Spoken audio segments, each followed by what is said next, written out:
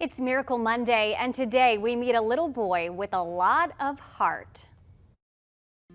Looking at 4-year-old Bryson Gardner now, you'd have no idea he's persevered through more than someone 20 times his age. Born premature, he was rushed to the NICU at Golisano Children's Hospital. He was here for 10 days, got blood transfusions, and that's when they kind of picked up that he had a murmur when they were listening to his heart. Doctors eventually diagnosed him with hypertrophic cardiomyopathy.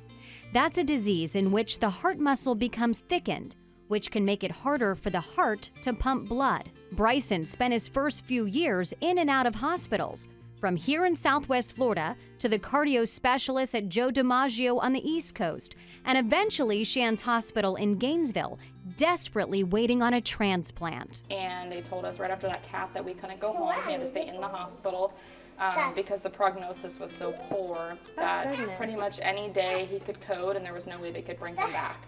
Given that, you understand how difficult a decision it was for Bryson's mom, Ashley, who's also a NICU nurse, to bring her baby home. He wasn't tolerating very well, because it was prime time for COVID. There was no playroom, there was no volunteers. We weren't allowed out in the hallways, and I was there by myself with no family. So I'm like, at a certain point, I can't make him suffer because you don't know what's gonna happen tomorrow, and I don't want him to pass away knowing that he suffered the whole time he was in the hospital. Ashley took her son home to give him some kind of life, not knowing if he'd live. But on the eve of his 3rd birthday, they got the news they'd been waiting for, a heart. It's harder for us because we knew what happened to get that heart. Ashley wrote an anonymous letter to her donor heart's mother in Alabama.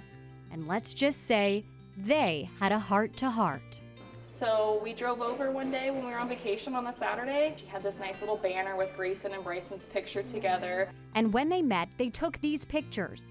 This one shows Grayson's mom listening to her son's heart beating in Bryson's chest. They knew that we didn't have anything to do with the passing of their child. And in return, they got to see the impact that their decision made because he's absolutely wild, and they saw that right away. Yeah, we saw it too.